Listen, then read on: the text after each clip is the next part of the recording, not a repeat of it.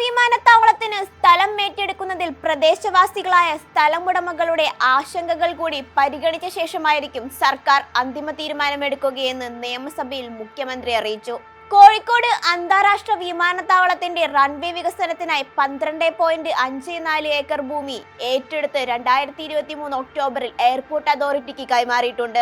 ഇതുകൂടാതെ runway leading ലൈറ്റും solar powered Hazard ലൈറ്റും സ്ഥാപിക്കുന്നതിനായി പള്ളിക്കൽ, ചേലേമ്പ്ര വില്ലേജുകളിൽ നിന്നും കണ്ണമംഗലം വില്ലേജിൽ നിന്നും 11.5 ഏക്കർ ഭൂമി ഏറ്റെടുക്കുന്നതിന് ഉത്തരവായിട്ടുണ്ട്.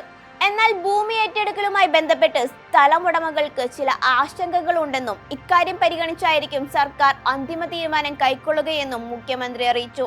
വിമാനത്താവള വികസനത്തിനായി 2047ഓടെ 436 ഏക്കർ ഭൂമി ഏറ്റെടുക്കുന്നതിനുള്ള മാസ്റ്റർ പ്ലാൻ തയ്യാറായിട്ടുണ്ട്. മാസ്റ്റർ പ്ലാൻ അനുസരിച്ച് ഏറ്റെടുക്കേണ്ട ഭൂമിയുടെ കാര്യത്തിൽ തുടർ നടപടി സ്വീകരിക്കുന്നതിന് സംയുക്ത പരിശോധനയ്ക്ക് എയർപോർട്ട് അതോറിറ്റിയുടെ സാങ്കേതിക വിദഗ്ധർ കൂടി ഉൾക്കൊള്ളുന്ന ടീം രൂപീകരിക്കുന്നതിന് എയർപോർട്ട് ഡയറക്ടർക്ക് കത്ത് നൽകി. യാത്രക്കാരുടെ സുരക്ഷിതത്വം, സൗകര്യം, മെച്ചപ്പെട്ട യാത്രാനുഭവം എന്നിവ ഉറപ്പുവരുത്തുന്നതിനായി നിരവധി വികസന പ്രവർത്തനങ്ങൾ ഇതിനകം നടപ്പിലാക്കിയിട്ടുണ്ടെന്നും മുഖ്യമന്ത്രി വിശദമാക്കി. യാത്രക്കാർക്ക് കൂടുതൽ സൗകര്യമൊരുക്കുന്നതിനായി ആഗമന കവാടത്തിലും വെസ്റ്റിബ്യൂൾസ് ക്രമീകരിച്ചിട്ടുണ്ട്. 24 അധിക ചെക്കിംഗ് കൗണ്ടറുകൾ, പുതിയ ഡൊമസ്റ്റിക് സെക്യൂരിറ്റി ഹോൾഡ് ഏരിയ എന്നിവയും സ്ഥാപിച്ചിട്ടുണ്ട്.